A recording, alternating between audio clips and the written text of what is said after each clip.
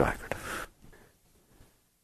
Ultimately, if you want to truly be free, not just have some nice little pieces of your life, you should demand that every moment of your life is the highest moment you ever had. There's only one reason that you are not so high you can't see straight, and that is fear. Because of fear, you do everything. Eventually you get back to the root. The root is fear, scared, fear, afraid that something is going to happen, afraid that something's going to go wrong, afraid you're going to get hurt, afraid that someone's going to do something, something's going to happen. It's that simple. Person, place, thing, it doesn't matter. Something's going to go wrong, something's going to hurt, and there's fear. Because that fear is so strong, one does things to try to reduce the fear, to try to feel more comfortable with the situations. And if you ask me, what is it that one does? I would say, look. That's what they do. Just look. Every single thing that every single person is doing, they are doing out of fear. They are trying to find a way to build a life which is more comfortable, which is safer, which just has a sense that things won't go wrong. They want to surround themselves with friends, with family, with this, with that, with finances, with security of a job. It's just all about trying to be okay, trying to not have things go wrong. It sounds good, but it's not. You don't want to live your life in a defense mode. You don't want to live your life trying to be okay. You want to be okay and then enjoy your life. You don't want to not be okay and try to make life be a certain way so that you're okay. Because then what you're doing is fighting with life. You're struggling with life. And you will never be free. You can't be free. If there is any particular way that life has to be for you to be okay, by definition you are not free. And I want you to generalize that statement. Any particular way that anybody or anything has to be for you to be okay, you're a dead duck. Why? Because things are not just naturally going to be the way you want them to be. You have very particular ideas about the way things have to be for you to be okay. They're not going to turn out that way. You got a lot of work to do. You have to go out there and manipulate people and convince them and beg, borrow, steal, and whatever to get things to be the way you need them to be for you to be okay. You say, well, why can't they just be that way? Because what you need it to be isn't what he needs it to be, isn't what she needs it to be. We're all sitting here looking at the same world. She needs that person not to be here tonight and another person to be here. He needs that person to be here. Well, who wins? Well, let's go fight it out. That's right. That's what happens. As long as you have any way it needs to be, you're not okay. People just don't get it. They're not willing to go far enough back. You can't be free if you need it to be a given way. And that's what I want to talk about tonight. You can't be free as long as you need it to be a given way. Because you're not free for it to be the way it is. You have to make it be a given way. Well, that's not freedom. You have to struggle and fight, and then even if you get it the way you need it, you worry about losing it. The harder you have to work to get someone to like you, the more you're afraid that they won't. Because like it didn't just happen. You worked at it. How are you going to know what to do next? So the net is what you've done. I used to have a saying, you touch it, you own it. You've touched a lot and you own a lot. You manipulated and controlled it to try to make it a given way so you'd be okay. One is how often did you actually succeed? That's very hard. So you got all those problems, the times you weren't able to do it. And then when you do it, what's guaranteeing it's going to stay that way? And the answer is nothing. So that's why you worry all the time. That's what makes your mind go, well, what if he does that? Or what if she says that? Oh my God, I can't believe I said that. You're afraid of losing. You're either afraid, remember I talked about fear. You're either afraid of not getting what it is you decided you needed to be okay, or you're afraid of losing what you managed to get yourself relatively okay. People don't understand the depth of what it really means to be okay. What it really means to be okay is you are okay. You are just okay. And if someone comes up and says, how are you doing? You're great. Why? I don't know. That's the right answer. If you know, you're in trouble. How are you doing? Great. Why? God, I think I'm going to get this house and it looks very much like the house I wanted and I'm going to go to auction. Uh-oh. I wonder what's going to happen next time I see you. Okay, it looks so good. I know. I lost it. That which can take you up can take you down because you separated it out as this is how I need it to be okay. Then you're either going to fight to get it that way, and if you don't, you get resentment, fears, all kinds of psychological junk comes out of not getting what you want. Jealousies and fears and insecurities and resentments, and it's not fair. What's not fair? Is it fair that Saturn has rings and Venus doesn't? Is it fair that Venus is one of the early morning stars? What happened to the rest? You look at me like I'm nuts. What you say to me is, that's not the kind of thing that's fair or not fair, Mick. I mean, just the planets are what they are. They're neither fair nor not fair. Well, someday you'll contemplate, why is it that everything isn't that? There's just life is unfolding, and the planets are where they are, and the stars are where they are, and Earth is what it is, and people are the way they are, and they've all got reasons, don't they? The same way that the planets have reasons where they are, she has a reason for being here or not being here, and she has a reason for being the way she is. Everything has its background, its history. It's neither fair nor not fair, it just is. So life is not fair or not fair. It just is. And the very fact that you look upon it that way is because you have built this psychological mess inside yourself by saying, I'm not okay. The only way I can be okay is to have these things happen. And when they happen, I have to work to get them to happen, and then I have to keep them that way. Well, you just took on a task of a lifetime. You made Hercules' tasks look easy.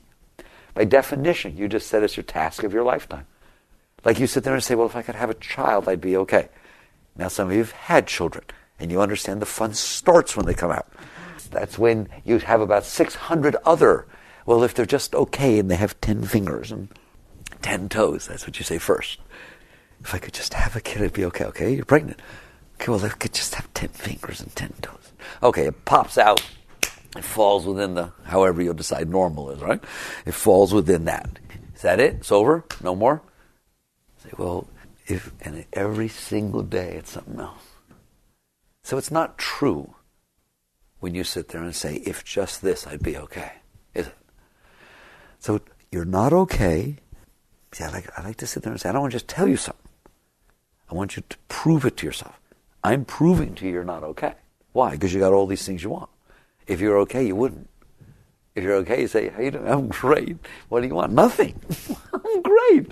Let's say you just ate dinner and you really enjoyed your dinner. You sat there and you ate, and there it was, and I come up to you and I say, hey, we're going out to eat. What do you want? Nothing. Oh, come on, we got some. No, I'm fine. I don't want anything. That's what you say. It's like, you're okay. You're full. You don't have an issue here. It's done. When you're okay, you're okay. Because you're thinking up all these things that you need, if you check it out, it's because you're not okay. God, I can't wait till I get to go on a vacation. Why? Why can't you wait to go on a vacation? I'm burned out. I'm tired of the same old stuff. I'm bored. I'm burned. Something. In other words, you're not okay. If it was okay, you wouldn't be like that, would you? So I'm not okay, and I've decided what it is that will probably make me okay. So then you go about your business trying to make it happen, right?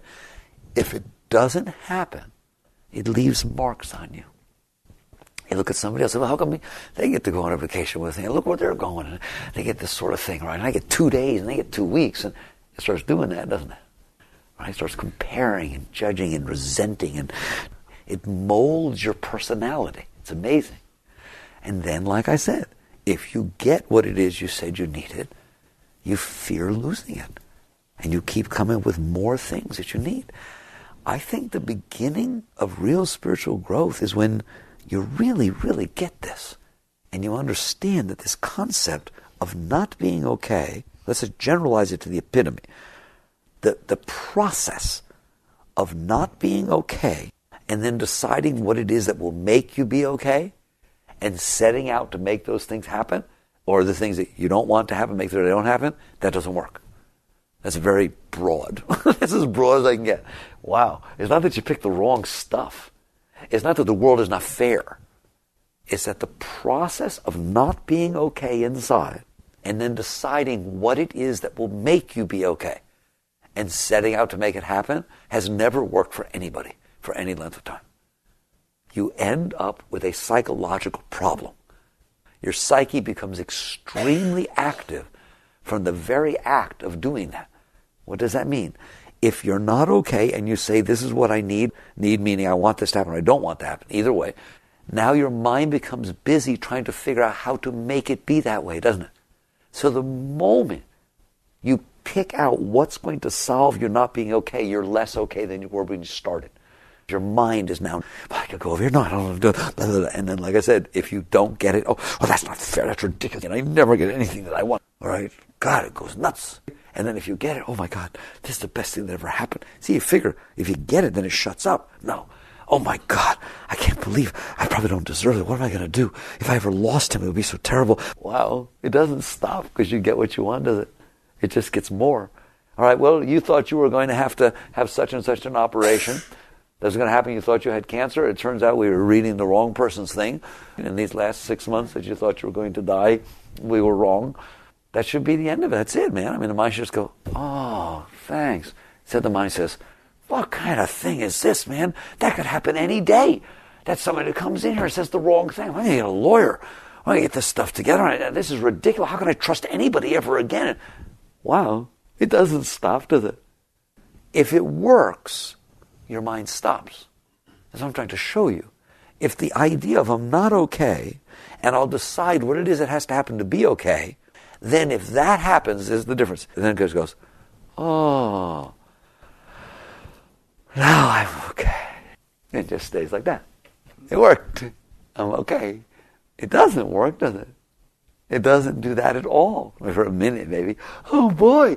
But what, right? It just starts with something else. It's kind of neat.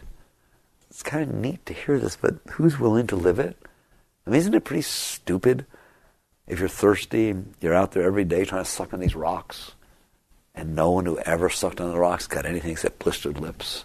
But yet you're constantly out there doing it, and every once in a while it rains, and the water hits you, and you get splashes off the rock, get a little bit wet, and you say, well, it's worth it. Like, hey, you're missing something, guys.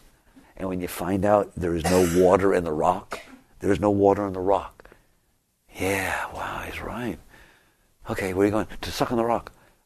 Why would you keep doing it if you understand it doesn't work? I guess some people would say, well, what's my choice? It's better than nothing. So the beginning of it is right there. You're not okay. You're scared. It's not okay inside. Your mind is deciding what it is that will make it okay. That very act makes it not okay because it just adds commotion to commotion. Then you go out to try to make those things happen, and you either get it or don't get it, and either way you're messed up. You're messed up if you get it. If he would just love me, if he would just even pay attention to me and talk to me as you when you were like 14, in high school, right? It'd be unbelievable. All of a sudden he comes there, he talks to you, asks you out. Oh my God, what am I going to do? What will I wear? Where will I go? I can't handle this. Oh my God, I can't go out with him. Oh no, I'm not going out with him. I'm not going out with him. This is ridiculous. I'd be too embarrassed. You lose either way. Either it doesn't happen or it happens and your mind goes berserk. And you finally see that. And you sit down and you say, okay, is there another way? And the answer is yes, there is. There is another way, and it works. What would it mean to do something different? It's very deep. It says, why am I not okay? What is it inside of me that is not at peace, that is not in harmony? And I'm not going to justify my lack of well-being by saying that things outside are or are not a particular way. When it is said and done, it doesn't make any difference how the outside is. None, zero, nothing. Your state of well-being has nothing to do with anybody or anything. You projected yourself onto people, places, and things, and then said, oh, she'll take care of it. Okay, now she's got this extra meaning. Before you met her, she didn't have it. Now she has it. If you want to, you can project it on somebody else. Then he has the extra meaning. You're doing it. You're doing it. You could do it to a car. You could do it to a person. You could do it to a dog. And so you get to the point where you say to yourself, look, it's not outside. Therefore, it doesn't matter what's going on outside. And if my mind is having a difficulty with what is or is not or might go on outside, it is because I'm trying to solve my inner problem through this outer world. And that's how you cut through this stuff. You don't play around with that anymore. You do not permit your mind to rest on saying, I will be okay if such and such a thing happens. Because you know it's not true. And so you come back eventually and you're willing to sit within yourself and say, what am I afraid of? What am I afraid of? Because I'm telling you, it's fear. It's fear that creates the sense of non-well-being inside. And then you try to solve it outside. And then you say your problems are outside. You just projected your problem outside. Your problem is not outside. Why am I afraid? You will be afraid. You will have this underlying deep sense of non-well-being until you finally say to yourself, look, it doesn't matter what happens outside. It doesn't matter. It's going to go about its business, and I'm inside watching it. Why would it matter what it does? And you have to take that to the extreme. Maybe you're young and you're not married yet. Well, maybe I won't get married. So what? I mean, so what? Well, there are plenty of people married that are very miserable. There are plenty of people not married that are very miserable. There are plenty of people married that are relatively happy. There are plenty of people not married. It has nothing to do with it. Marriage or children or any of this in and of itself, it's not a thing. You've made a thing out of it because you're not okay. If you sit there and say that's what's going to make it be okay, then I don't understand why there's so many divorces. I don't understand why there's so much trouble. So you come down to the point of saying to yourself, okay, I'm not going to believe that there are particular ways outside that are going to make me okay. Then that's wonderful, because now you just freed yourself a major step. It doesn't make any difference where you are, who you're with, what's happening, and so on. The question is, are you okay? You can be okay on a rainy day. You can be okay on a sunny day.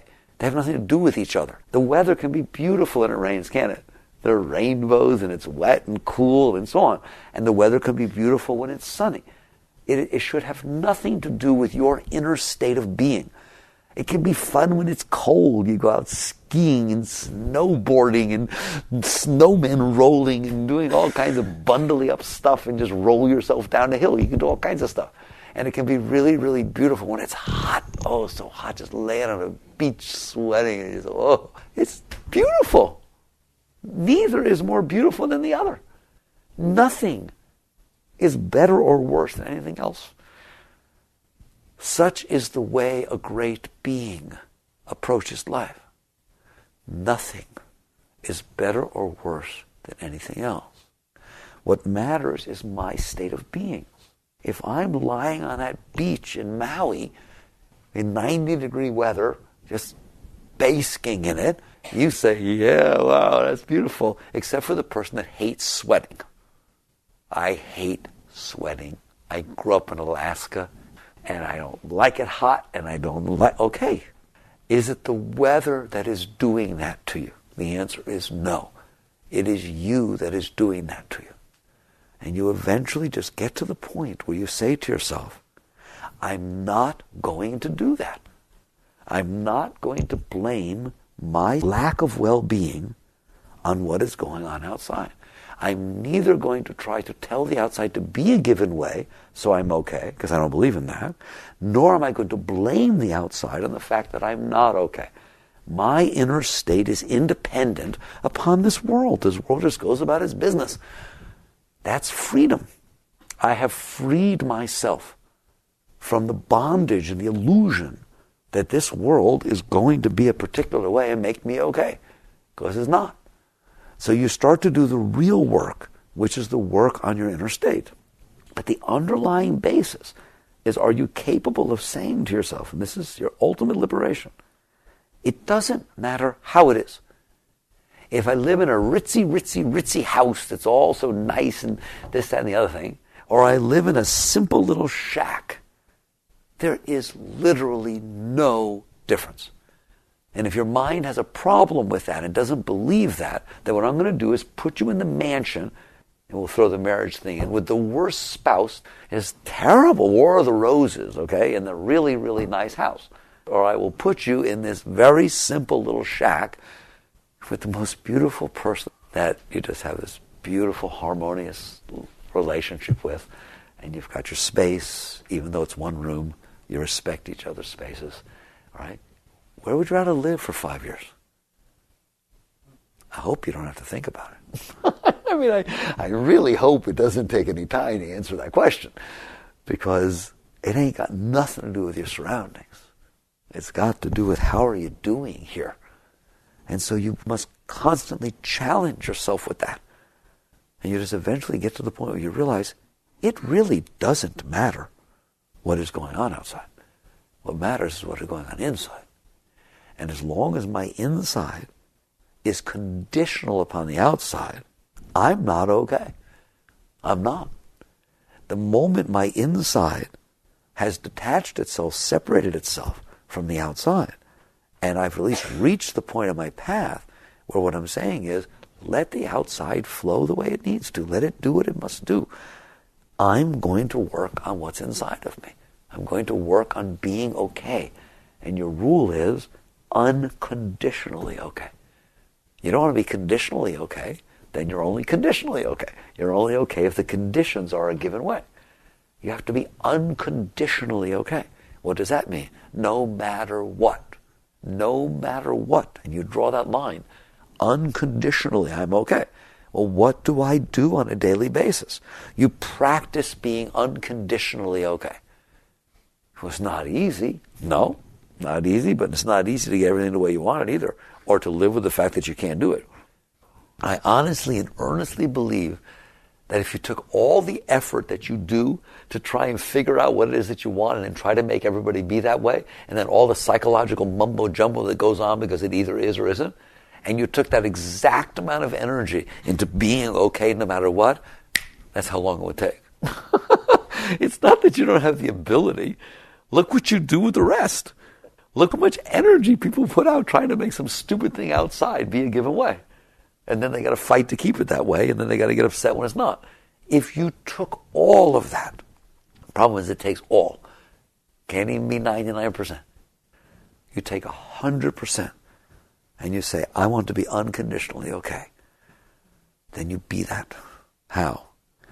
Anytime anything happens, anything, no matter what, that affects your psyche, that affects your heart or your mind, you remember that what you said is, I want to use my life to liberate myself, to free myself.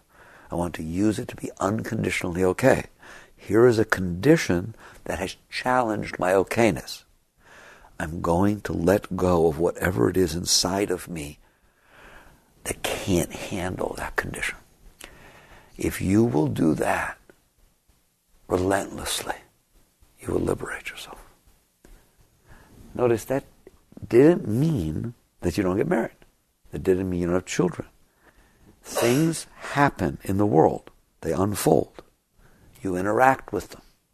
Some things will challenge your ability to be okay when they happen. Those are where your growth is. That's what you're interested in. Everybody's running around trying to fit within the area they're already finished with. In other words, as long as things are like this, I'm okay. Well, that's not where you want to be. Where you want to be is in the area where you're not okay. What? You want to be in the area where you're not okay, because that's the part you're not done with yet. Those are the conditions that you still have fear with. Therefore, you're not really okay within this because you're still afraid of that. So I'm okay as long as somebody loves me and this and that. Okay, what happens if he doesn't love you? Don't say that. I don't even want to think about it. Oh, I'm sorry. I didn't mean to bring that up. That's conditionally okay. And as long as you have these fears, as long as you carry this inside of you, you will not know what it means to be unconditionally okay. So events and circumstances will unfold in your life on a daily basis, and sometimes strong ones periodically, that will challenge this. That will challenge your willingness, not ability, but your willingness to say, I want to be okay no matter what. I don't want to control the world. I want the world to just do what the heck it needs to do, and I want to be okay. Then I'm free. You become free by setting the world free. You have to set the world free. You have to say, world, you don't belong to me. Do what you need to do. Say what you need to say. Be the way you need to be. Set every single person, place, and thing free. Every person will be the way they need to be, won't they? You can be sure of that. They'll say what they need to say when they need to say it, won't they? That's what goes on. Set them free. Set all of it free. If you set it free, you will have set yourself free. Because now nothing can happen except what is. And you've made a commitment to be okay with that. This is what it means to work on yourself. It's like the opposite. It's the opposite of what people are doing. People are saying, I'm not okay, therefore all of this has to change.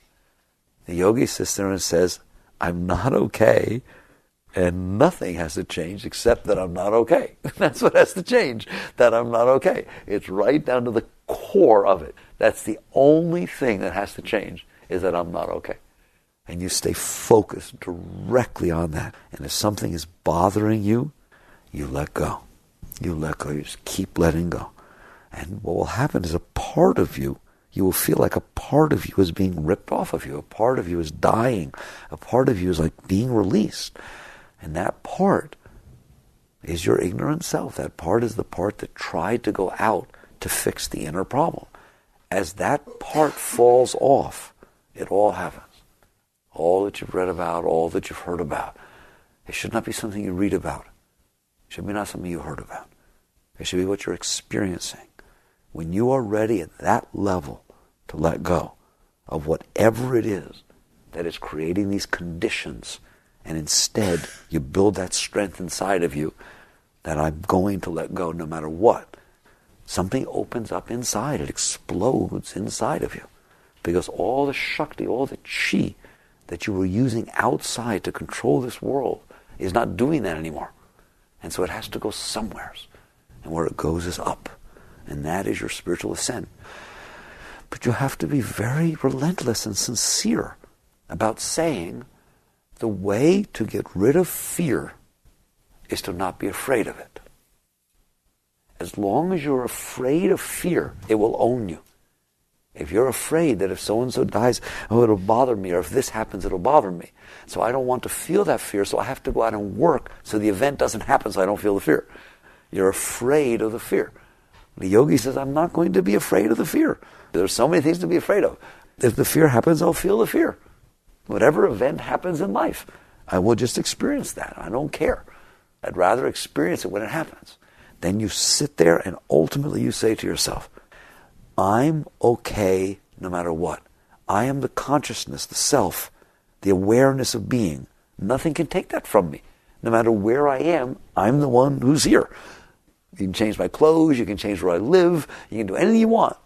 But I'm still in here experiencing that. And that's me.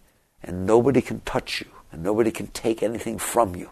And if there's any part of you other than that has a problem with fear or the future or the past or anything, I suggest letting it go. Take a bold stand and just release, relax. How do you let go? When you don't want to, that's the key. When you don't want to, you relax your shoulders, you relax your chest, and you relax your tummy. And you just keep doing that. And you don't participate in the game of trying to control life for you to be okay. And you just keep letting it unfold. You don't have to do anything else. It just keeps unfolding. You keep letting go. And you never take a position that you want something to happen or that you don't want something to happen. You will feel that you want something to happen, and you will feel that you don't want something to happen. You don't side with that. The moment you feel you have a preference, you let it go. The moment you feel that you want something to happen, you realize You're not done in that area, and you let go. And then you think that if you do it, that it won't happen. That's not true. Your wanting it or not wanting it does not control this world.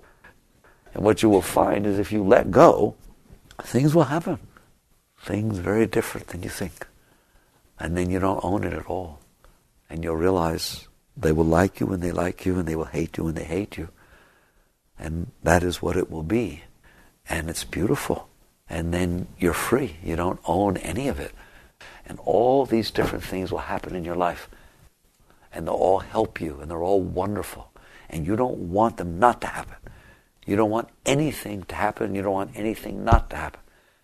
You want what is yours to happen. What is meant to go through you will go through you. And you don't want other than that. You don't know what's good for you. You would pick that which fits. Then you wouldn't grow. You would keep change from happening. I watch people. They somehow think the past means something. The past only means something to you. You've held on to these times or those times. You're trying to make them influence the present. Okay? Let go of yourself completely and utterly. Understand that you don't know what's good for you. You don't know what's supposed to happen. You don't know what's best. And nothing can happen. Nothing can happen that's not meant to happen. It rains because it's meant to rain. How do you know? Because the clouds got full. It's like every single thing happens because it must. It happens for natural reasons.